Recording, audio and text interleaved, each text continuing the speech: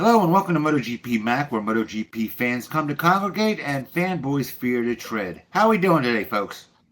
Not too bad, no, lads. Not too Doing bad. How are you all doing? Hunky dory. doing good, doing We good. saw a good race today. I think we saw a pretty exciting race. Well, pretty exciting first 6 or 7 laps anyway. Yeah. I Kind was thinking, how long was that exciting? I'm going, I think you could push it maybe to 9. You know what I mean? It would have made a good sprint race. Great sprint race. I think exactly that. And look, to be fair, Mark, he was made work for it. He wasn't. It wasn't just him, but he was epic on pace today. You have to say to him. In my view, it's probably one of the best Marquez rides I've seen. Do you know what I mean? He was forced to pass people. Question mark, all right, about his in the chicane where he didn't accelerate to do a block when he went under Pecco. Remember when Pecco hit him? Yeah. Mm-hmm. Like he didn't accelerate there to stop Pecco from coming underneath the outside of him, and it was nearly an absolute fucking haymaker that Pecco hit him. Do you know what I mean? I think that would be the only. Shook him. He's not used to people fighting back and banging into him. Who, Mark? Yeah. Well, no, like you could see it if you watch the replay. Mark, when he came through, obviously he knew Pecco was going to come onto the inside of him on the exit of the corner. So in the middle of the corner, he didn't actually accelerate. So it's actually you could class it as a dirty move, like a block pass. Do you know what I mean? Okay. All right. And that's why Pecco hit him, because the two boys, like it. No, look, all's fair in love and fucking racing, but it's not a move you do normally. Hey, I was proud of Pecco for fighting back and banging around. Yeah. Look, it was for me. The first 6 or 7 laps it was the old Pecco, but you could see he was fighting that front end. And more did you see what I was explaining to you back fucking weeks ago, that they still haven't solved the problem when he's braking. The bike pivots way too much, and then you can see the front end lock. I don't know how many times did you see the front just waving like this going into the corner, and that's Pecco's problem. And it's very interesting because I was listening to a interview with Davide Tardazzi just after this race, and he was just saying that the reason that it's impacting Pecco more is Pecco brakes harder than anyone. So that's why in this phase he brakes harder and he enters into the corner faster. So he goes into the corners faster than Marca and whatnot, naturally, right? And the pressure or the locking that he's feeling stops him from entering into those corners as fast as you want. And really good one where you'll see is that where Pecco was losing confidence was actually into the first chicane. Every time you saw him going into the first chicane, he was running a little bit, maybe about 1.5 feet, 2 feet wider than where Pecco or where Mark and Alex were. And you could see it. It was like breaking his rhythm then, and you could just see like turn 1 and then turn the left-hander of turn 2. You could see that's where Pecco was really, really struggling. But saying that, battling, I don't think Mark expected them to be battling so hard with each other or with each other. But saying that, look, Mark was always going to win it from lap 2 or 3. You were like, yeah, Mark has it. Do you know what I mean? Alex put up a really good fight, but I always feel with Alex is that he hesitates when it comes to Mark. There was a couple of times that you knew if that was Pecco in front of him, he'd horse it down the fucking inside of him. Do you know what I mean? And lift the fucker up, where he wasn't doing it with Mark. And that was one of the things I was really interested in. And you could really see it here. There was a couple of instances where you're like, just leave off the brake, Alex. You're gone. You'll have him. Do you know what I mean? You'll have to lift it up. And he didn't. Do you know what I mean? But still, a great race from Alex as well. But you can see that when Alex when Bagnaia got in front of Alex would push harder. When Mark gets in front of him, he lets off. He doesn't have that aggression that he has usually. Yeah, exactly, and that's kind of one of the things. I think that's human nature. It's your brother. It is. It is, but it's not something that we're used to in MotoGP, right? Yeah. Do you know what I mean? Yeah. Like, if I was to play my brother in a football match, right, I'm gonna fucking hit him the hardest out of anyone in a tackle. Do you know what I mean? Yeah. Why? Because it's my fucking brother, right? You don't hurt. You're not You know going to what I kill mean? anybody in your football game. You know. I don't know why. I'm fairly fucking lethal when it comes to Oh tackles and yeah, football. you're a killer. Yeah. I don't think Alex stands a chance against Mark. I think he knows that. Yeah, I don't know. I think there's a little bit more of Alex. Yeah, I just don't think there's a killer edge when it comes to Mark with Alex. But in saying that, look, you are right. Look, they're siblings, they're brothers. They're also supposed to be battling though for a world championship, and that's I suppose the thing where.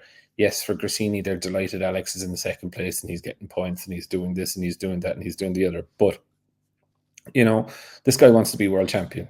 You know what I mean? And you have to, if you want to be world champion, you got to separate. Oh, my brother. Do you know what I mean? Or else you're just what CB is saying, and it's true. He got posed with that question, and he said, "Well, Mark got in front of me, and once Mark gets in front of you, you're pretty much screwed." So but I would disagree with that. Well, sorry, I would disagree. Like today's race, Alex had 2 or 3 opportunities to go past Mark when Mark went past him, and he didn't take them. Yeah, and that's kind of that's kind of my point. Only is that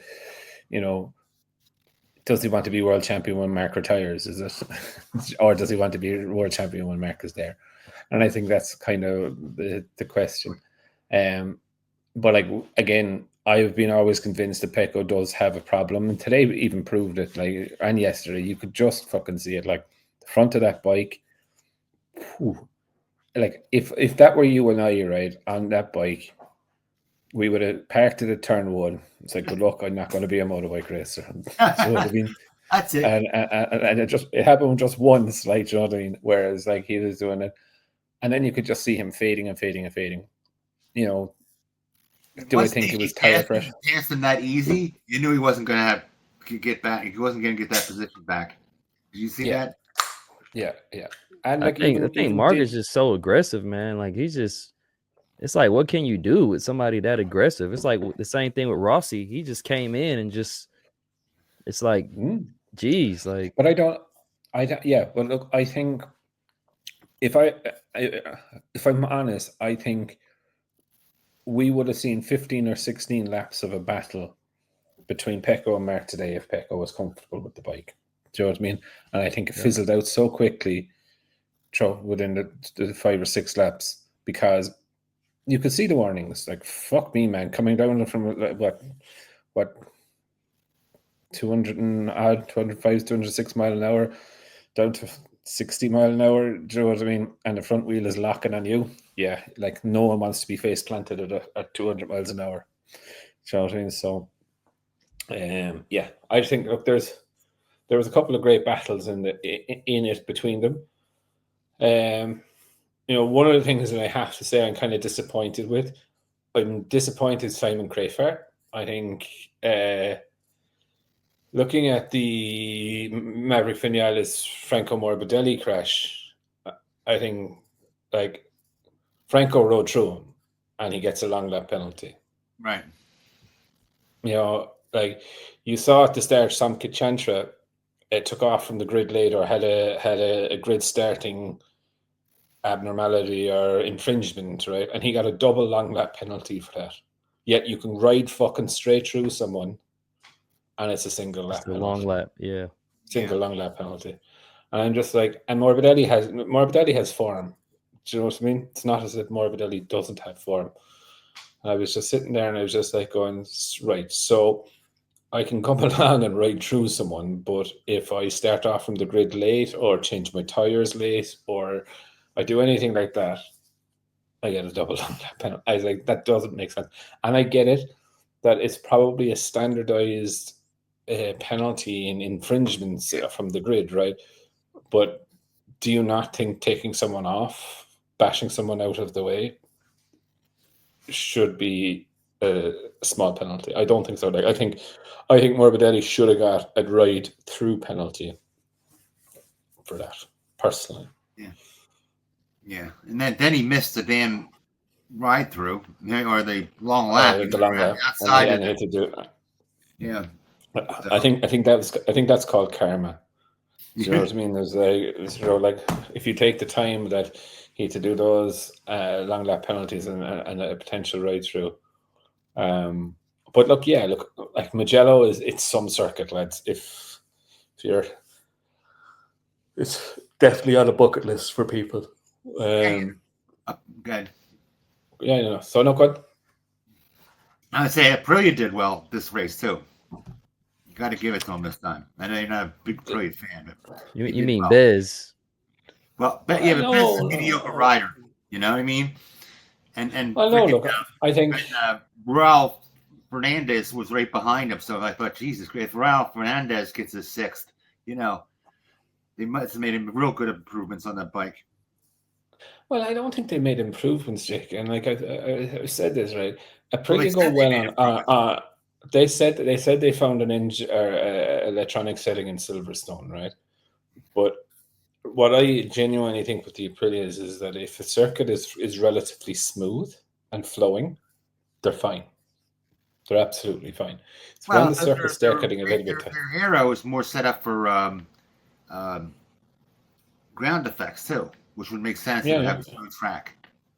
Yeah. But when we get like next week's race in Assen, now will be an interesting one. It's tight and not so flowing. Like there is a couple of flowing sections in it, but again, I think it'll be pretty interesting to see. I don't think right now. I don't think there's any bike. So the way we look at it in the kind of concession wise, where you look at a grade A, B, C, D. Like I reckon that the gap between the Ducatis and the rest of the field is A and D. One rider having a good couple of races does not say the bike is fucking good, right? Like today you saw Aprilia doing well today, to be fair, and they did. They had Bez in fifth or sixth or fifth, I think. They had Raul 7th and Agora 11th or something like that. Yeah, Agora's still broken. Yeah, but like my point here is that if they're like, that needs to be consistently that they're all in the top 10 or towards the top 10 to kind of say, yeah, they're improving. Like they're not. They haven't really. Like I wouldn't be. I'm not saying that Aprilia's nipping on the toes of Ducati. I'm just saying it's the best of the rest. I wouldn't think so. I think they're all as fucking bad as each other. To be fair, like you look at Honda. Like Honda had a great few races. They weren't booking here this weekend. Do you know what I mean? They were towards the back. And I think a lot of them just need to pick up on the consistency of going track to track to track to track. Yes, you're going to have your old bogey circus. I get that and I understand it. But I think today's result was for Aprilia was more so down to the bike just goes naturally well around the circuit. Like Raul Fernandez in 7th position. Do you know what I mean? In a race, genuinely on pace. You're like, they better not sign him again. It would be thoroughly just upset if they sign him again. Yeah, well, look, I don't know what they're going to do. I think it's going to be. I think his days are numbered. But look, I think there's a good few options actually in Moto 2 that you could bring them up. You have, you definitely have 4 riders that could potentially come up. So, it would be interesting. Gonzalez was he the one that tested in Aragon? He was the one that tested in Aragon, and he won today as well, convincingly. And look, but Davide Tardazzi said, look, yes, that test was only just a gift. It wasn't a potential ride for the future, but it's also bringing these guys up and seeing how they go. And like he did do really well, but he also fucking crashed the bike as well in the fucking test as well. Do you know what I mean? Which no one's really talking about either. Mhm. So, but look, yeah, the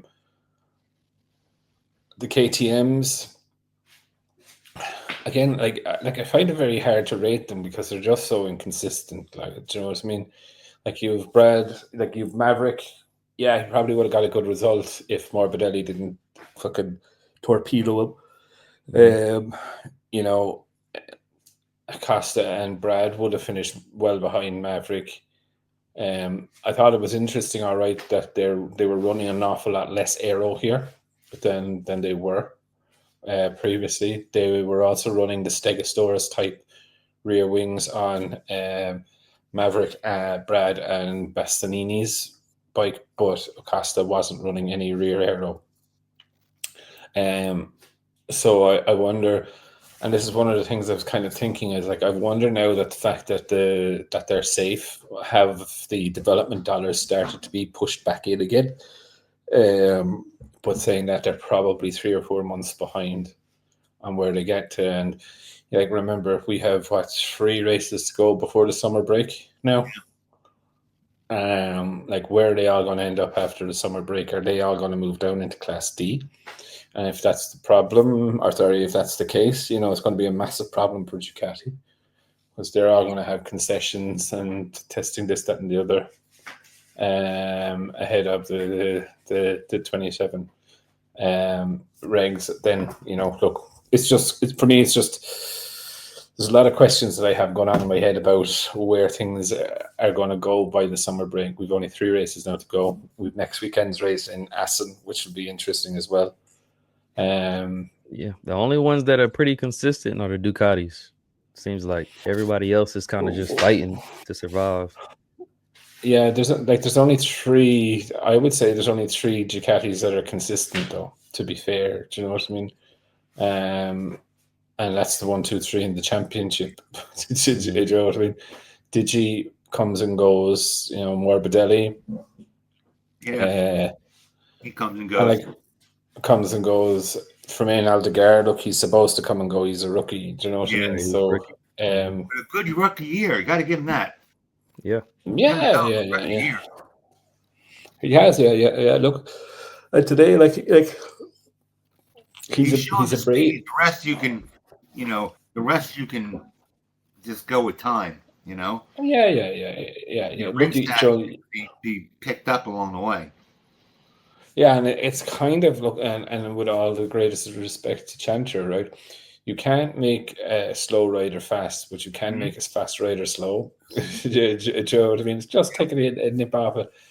And like Chanter was really good on the Moto 2. Don't get me wrong. As I said, not shitting on the guy at all. But it's kind of opposite ends of the thing of like who's impressed. Is it because he's on a Ducati? Would Chanter be the same on a Ducati? I don't know. I don't think he'd be half as aggressive as Aldegar is, if I'm very honest. What else caught my eye today? Fabio Quartararo, what a fucking boy! I have to admit, what an absolute fucking boy! Brilliant. Like, did you see him lying in the gravel and your man just punching pushing his shoulder back into place. His collarbone. Yeah. Jesus. He's a fighter. Aren't you? I'm surprised they let him race. Popping that back in. Yeah. Well, it was semi popped out, but like as the lads were saying, it's like that's a new term. I've never heard that before. Semi popped. Yeah. Yeah. It's just like when you catch a knob in the zipper, It's just like. Yeah, it was peaking. But basically, he felt it, and what the lads were saying was that it was the perfect time to pop it back in because if he came back to the pits and 10 minutes later, so they put it back in, the swelling would have started. Swelling would have keep it out, yeah. And do it right away. Your man was like, popped it back in. Now, don't get me wrong, I'd say it would hurt like a motherfucker after, like, you know what I mean? Once he cooled down right afterwards, by the way. Yeah, so like to be fair. But I think it's definitely one of the scenes of the year that you're kind of looking at, kind of like saying, that probably is it. Like your man lying on the ground, pointing to the shoulder, and the medic going, okay. Poof. Do you know what I mean? And then I was kind of laughing at first because I didn't see that he was wearing, the marshal was wearing a red bib. I thought it was just a normal marshal, do you know what I mean? Just like... that would have never happened in America. No way. The litigious with the legal shit we got going on here. No way. No, that wouldn't happen in a million years. Yeah, it was funny though. Like, yeah, I see. There's a thing. Can't remember. Oh, it's called the Good Samaritans Act over here, where if you see someone on the ground and they're dying, or you think they're dying, and you save them, or you make a mistake, you're covered by the Good Samaritans Act that you were trying to help rather than... Yeah. Okay. It happened here. Somebody, they fell or were in a car. No, they were in a car accident, and somebody revived them, right, and got them back to life. Right, their heart started up again. But in the act, they broke 2 ribs, and he got sued by the person. And lost. Oh, wow. For getting him back and breaking 2 ribs. Oh, wow. Only in America. Only in America, yeah. What else did I think? I thought the battle in the front was good. Agora had a pretty good race. I'm really, really like I did have this conversation with someone about Miguel and Jack and Rins, and he looked like realistically the Pramac number 2 rider is going to be solved before the start of the summer break. And you know, there's like Rins, let's be fair to him. I love Alex Rins. I genuinely do, but the guy is not performing at all. You know, it's just... And it's not that he hasn't performed or he's just having a bad season. Since he got onto the Yamaha, he hasn't. It's not working for him, and he has plenty of experience of riding inline 4s. You know, similar sort of points as Jack. I think he's ahead of Jack now, maybe after this race by a point or 2. But still saying that, you know, like realistically, there's no difference between him and Jack. So, you know, I wonder, will Yamaha keep him? I wonder, who will Yamaha bring in? Will Yamaha bring in a rookie there and then move someone to the thing? They can't move Toprak because of the Red Bull sponsorship. We know that. But who do Yamaha use? What is going to happen? Because I think it's in the politest terms, like, you know, look, if he's going to be that far off the pace, you better putting a fast rookie on it and trying to get him up to speed and see, can you find the next Fabio Quartararo? Do you know what I mean? Like when we look at Fabio Quartararo, for example, signing into Petronas at the time, like he was just an ordinary Moto 2 rider. He wasn't anything fucking special, lads. Do you know what I mean? Someone in Yamaha spotted something there, and as soon as he got on the M1, he clicked, right? But that usually doesn't happen. That's a rarity. It is, yeah. But like saying that, the young fella there in Moto 3, it's been classed as the new Marc Marquez. Oh God! How many times have we heard the new Marc Marquez come around? No, he trains with him, so he's been classed as the new Marc Marquez. Okay. Well, maybe it's a little different. Yeah. Yeah. So look, it will be interesting. Like there's a lot of higgledy-piggledy coming. Who's going to get thrown out? And I know people are like, oh, Miguel has a contract for next year. No, Miguel does have a 2-year contract. He has a 1-year contract with the option for next year. That's not a 2-year contract. No, it's not a 2-year. You know what I mean? Jack has a 1-year contract, and then it's going to be renegotiated. So I don't know who's going to stay or who's going to go in Pramac. I have a feeling if it was my own money, I would keep Jack. I know Miguel has had some crashes or been hit so much, but he hasn't had the best few seasons. In the past few seasons, there's a lot of injuries there, and those injuries just take time away from you. You know, it's just my view on it. I just particularly go off for effort. I mean, we've seen effort from Fabio. We've seen something from Jack. It's been times when Jack has been real close to the front. But we haven't seen anything like that from Rins or Miguel. Mhm. Anything, nothing. Rins had a good qualifying because he was towing behind. I think it was Alex Marquez. I think. Oh, so yeah, that doesn't. That's not. But again, it doesn't really. Yeah, that's yeah. It doesn't scream confidence in me. Do you know what I mean? And we all know, like, once you start towing, you're in trouble. You know. Right. I would move Jack up, pick up a rookie, put him in Primac. Boom. Or do you take a fast rookie and put him into the factory team? No, that's a gamble. You're gambling at that point. Yeah, but what have you to lose, really? Do you know what I mean? You're like, realistically, you just want Fabio fast, right? So pick up Canet. I don't think Canet will ever get into MotoGP. I'd love him to. Oh yeah, but I think MotoGP have kind of made it because of his tattoos. He ain't going to be marketable. Yeah, not a good representative or whatever. Yeah, he looks like a freak. He doesn't. He just got a full body tattoo, like, you know what I mean? That's it. Yeah. And a bow tie. Yeah. Did any of you see that there was 2 Pecos at the race? No. Oh yeah, his clone. His clone was it's on. I'll send it on to you in a minute. But there was a second Pecco there, and only that your man is about 20 pounds heavier than Pecco, you would be like, "Fucking hell, it's him." You wouldn't tell the difference. They showed a team picture, right, with Pecco there. I didn't realize how little Pecco is.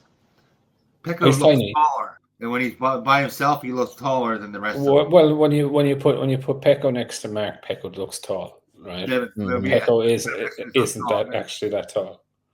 Pecco isn't actually that tall. Yeah. It's kind of funny. Quadraro's pretty tall, isn't he? He's like 5. He is. I'll tell you. I am hoping Quadraro is not looking happy. I hope he doesn't walk. You know. I was gonna say that. No, he won't walk because the V4 is there. If that V4 wasn't on circuit, there's a major threat that he'd walk. But the fact that it's on circuit, now the Yamaha have said that the factory riders will not ride the V4 this year. Now, what does factory rider mean? Is that just the factory team, or is that the Pramac team also? Because I would presume that Miguel and Jack's contract is with Yamaha and not with Pramac. Yes, no, that says what it says, pretty much. So is it the factory riders, as in Rins and Quadraro, or is it all the 4 riders? Well, I just hope the Quadraro, when the V4 comes out, knows and realizes that it's still going to take time to get that up to speed. It's not but the box winner, you know, more likely. Look, I think Yamaha are probably on track every week now. Do you know what I mean? What I'm really impressed with, and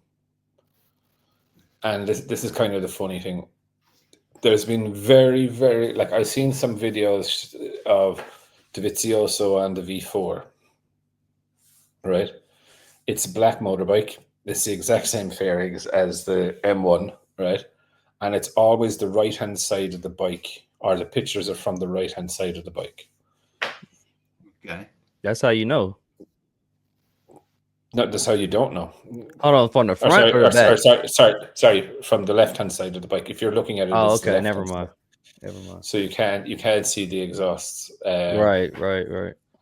So look, like what I am amazed is that the test that they did where they brought the V4 out in Barcelona that we heard the thing from, there was no videos.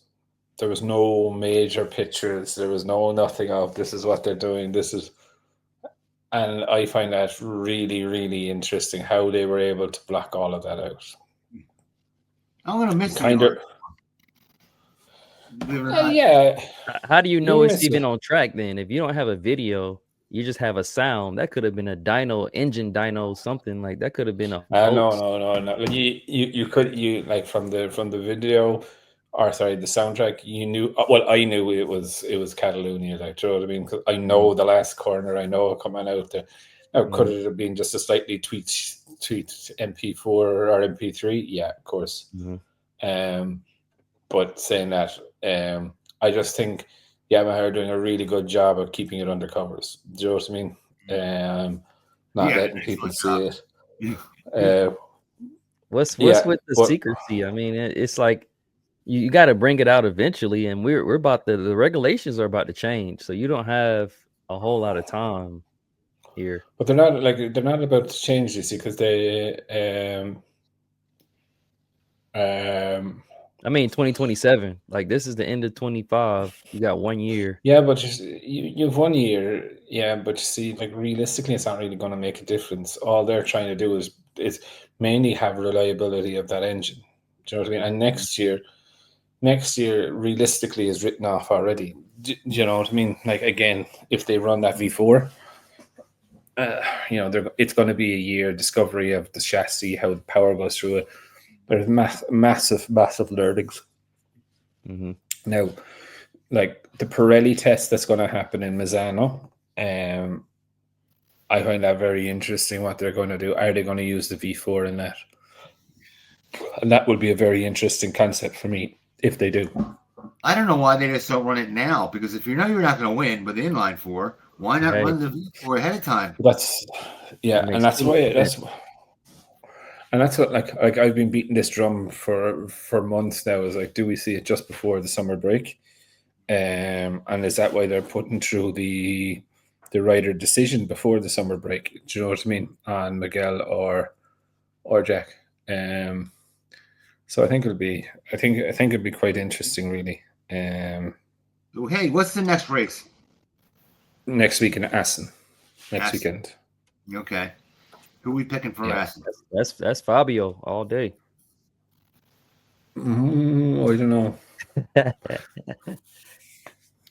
I think Fabio. Going Fabio all the way. I think he'll be top 3, all right. Just don't know about the win. I think Alex Marquez.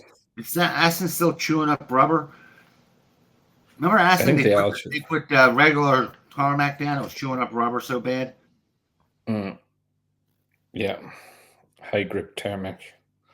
Chewed it. Yeah. Yeah.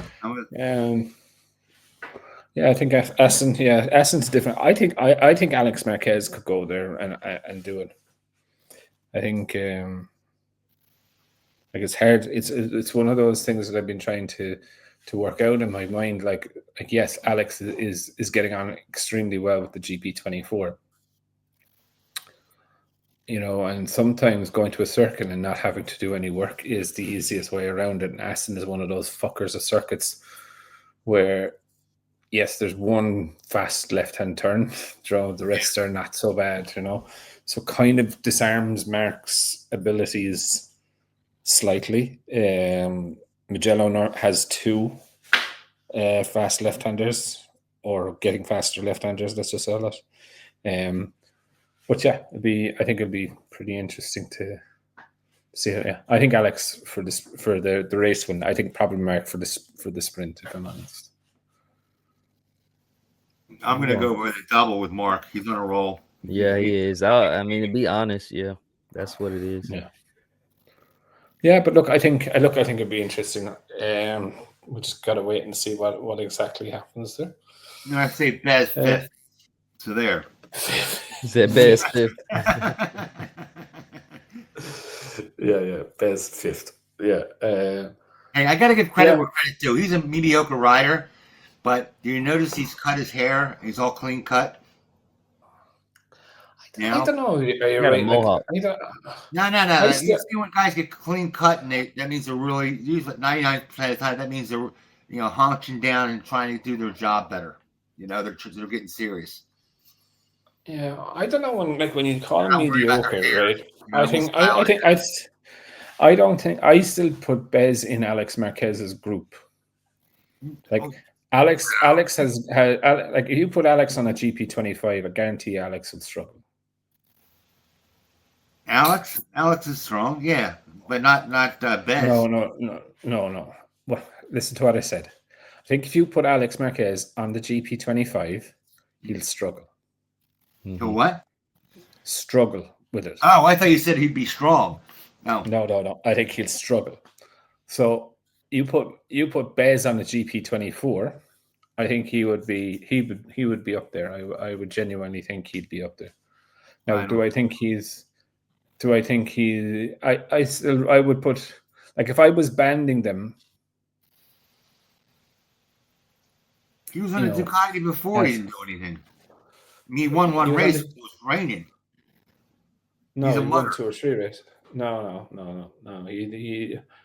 He was on a GP23, the same as Alex, and he had similar results to Alex on the GP23. I think it was in the rain. No, his win wasn't in the rain. He had one win in the rain, yeah, but there was another win, I'm sure. You sure about that? Yeah, I'm sure. Pretty sure. Let me check. He's getting old. You got to watch it. He's getting senile. Getting a little bit of that. Who? Bez was stronger on a Ducati. Everybody's strong on a Ducati. Everybody's strong. You can put Chantra on a Ducati. He's gonna be up there. The better bike. Ralph Fernandez. I don't know about that. Ralph Fernandez on there. You're pushing it there. Top 3. You're pushing it there. Yeah, man. Everybody's strong on Ducati. Nakagami. Put him on one. Oh, I'll give you a bet. How much you bet they're gonna? Aprilia dumps Ralph Fernandez. He's gonna come up with another bullshit excuse that it was a racial conspiracy. It's hard to dump somebody when you're doing better than your teammate. I think it's a lot of that. He's never had a teammate to kind of outshine. Who is what? In Trackhouse, outshined Ralph Fernandez. In Aprilia Trackhouse. Yeah. I don't know. It's Iagor. Let me look at the standings. So just to go to thing, Bez has 4 MotoGP wins. Does he? Holy shit! Yeah. I thought he had 1. No. In rain. No. So. So he's not mediocre. He's like. Is he Marc Marquez territory? No. Is he Pecco territory? No. But he's where I would call it. And look, all of these riders are incredibly fast, right? But they're all level in comparison to other riders. I mean, there isn't any other riders on the grid. Ralph Fernandez went to the local track. He would blow everybody away. But to me now, he would be a mediocre MotoGP rider. That's what mediocre is to me. I would put it. Who is that? Oh, Raul. Okay. Oh no, I think he's a bottom dweller in the. He's mediocre because he is capable of good results now and then. I can't remember having a good result. No, he's had a couple. Yeah, to be fair to him, he's had. Today he had a good result. Yeah, but he's had a couple of top 10s, I think, this season. So. Like a top 10 would be a good result. We don't see him. We don't see that. We don't see that. We don't see the. If you're not in the top 5, we're not going to see you. You're invisible. Yeah. And just to also just go back on something, I saw someone was saying that we're behind in the times that the MotoGP app has the battle or the onboard riders. I'm not talking about an app that you pay $150 or $70 a year for. I'm talking about on your TV at home.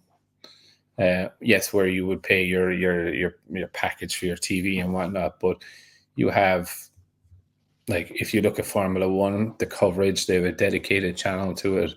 They have the battle cameras. They have all different things, this, that, and the other. They do all separate things, and that is all done by Sky.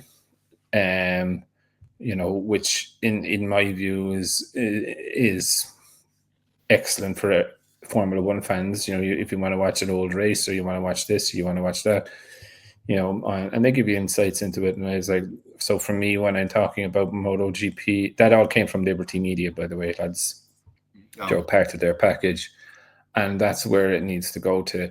In America, to see that it's underneath the umbrella of the sports package, and that's $27 a month. Yeah, I think here I pay like $14.99 a month for the Sky. The Sky Sports package, but then saying that, you get to watch the football and whatever. So it's not just one sport. So, but then you don't pay anything for the MotoGP. Do you know what I mean? So it's all wrapped up into your fucking. That's pretty good. Yeah, and like, look, we were talking about the commentators on the MotoGP channel there a while ago, Jake. I find them very hard to listen to now.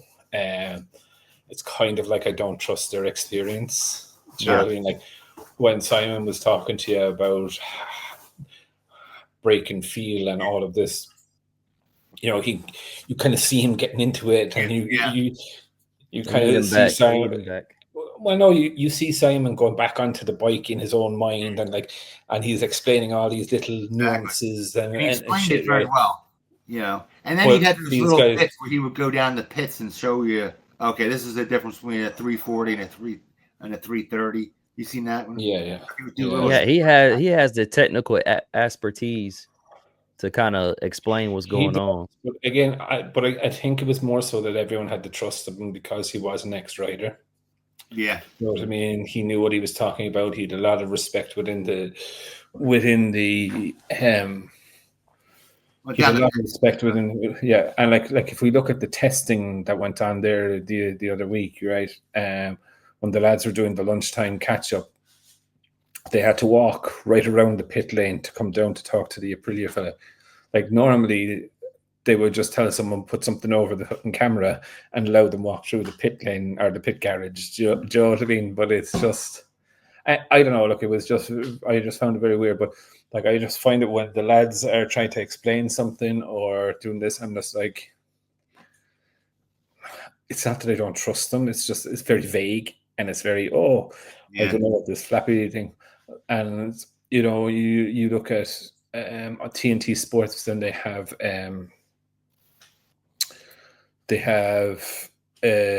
what's his name?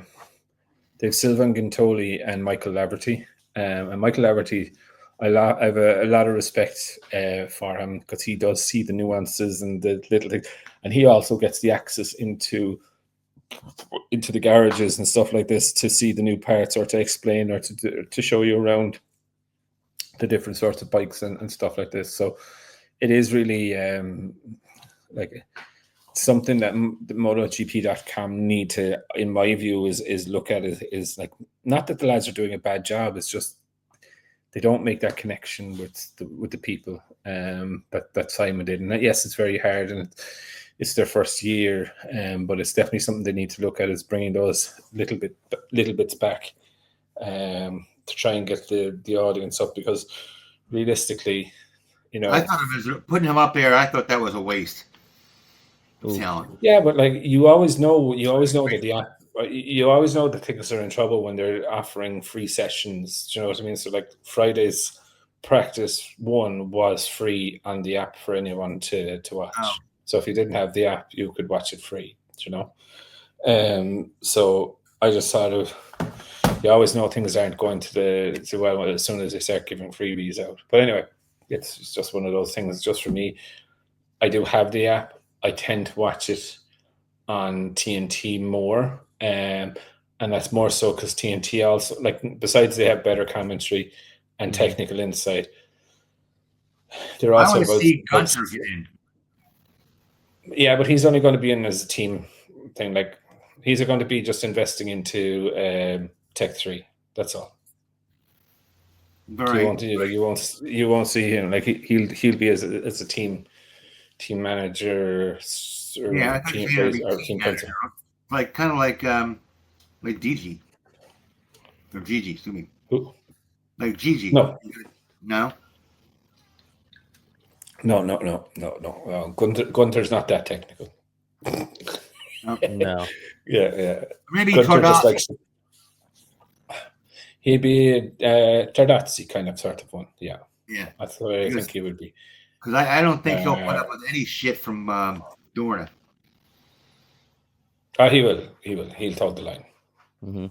I don't seem like he has. They that pay the bills. I think he has. He does. Screw you.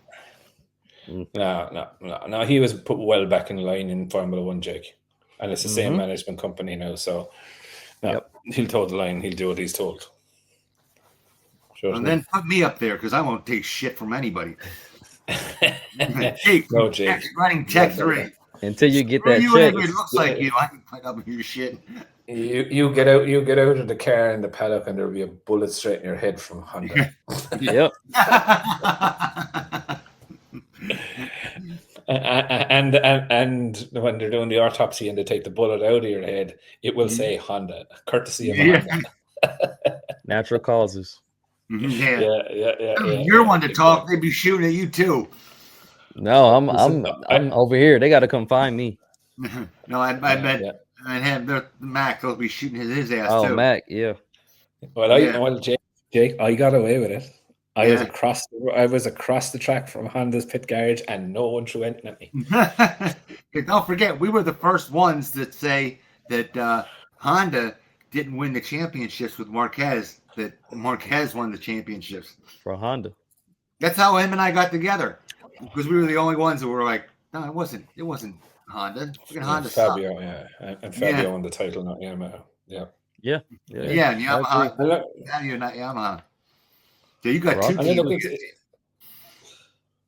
It's just one of those things when you're looking at it. It's like, and it's always really important for me that you measure how do you measure the success of manufacturers. Well, you look for their number 2 rider. Mm-hmm. Where's the number 2 rider in the championship? And if you have one rider who is up the front, and then you have another rider who's 11th in the championship, then you don't have a good bike. You have a good bike for one person. And as a manufacturer, that's not what you want. And now you look at Ducati, and that's a prime example of it. They talk about domination and all of this. It's not Marc Marquez dominating the world championship. It's Ducati. Right. Do you know what I mean? Exactly. Like realistically, like let's just say KTM run out of money or they don't sign up for the 2027 regs, right? There's 4 bikes needed. Right. And let's just say, for instance, a team came in, right, and they wanted to buy Tech 3. Let's just say Gunther came in, wanted to buy Tech 3. As a satellite team, where's the first port of call you're going to? Ducati. Yeah, that's where he wants to go. That's where he's pushing to go.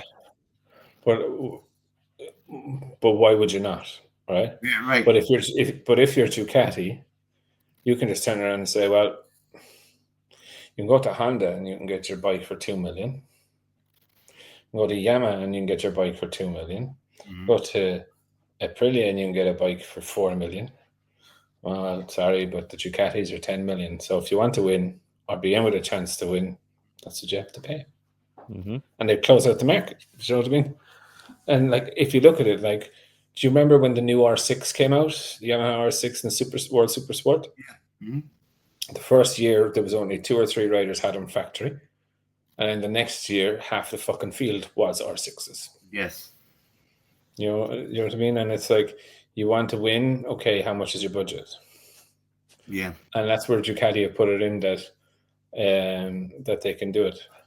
Now, I do find it interesting that they've sacked Ducati have sacked Bautista from the World Superbikes for next year. Yeah. They didn't renew his contract. They haven't any replacement for him? I think he's No, getting not starting yet. long in tooth. Huh? He is, but like, who do you replace it with? Yeah, true. No, someone is saying that there's what's his name, Manzi, maybe coming up and coming. I would find it kind of. Manzi's been around for a while, but I think there's a couple guys named Manzi. Be interesting though. But yeah, I do find it's tough. It's tough. Like I'm still quite worried about KTM for 2027. Like if they've only started and I think kind of from Acosta's things, like around Silverstone, their funding was kind of confirmed and they started spending money again, which to me kind of tells me they're kind of the bones of 6 months behind an engine development of 2027 alone. Because so I'm pretty worried about it.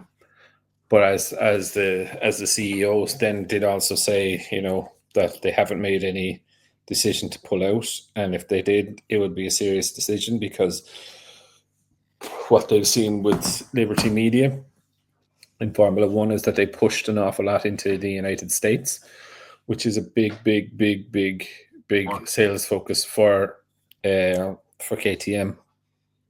And I think it's just like it would be a massive thing. But for me, really, like KTM need to look at making a proper street racing bike.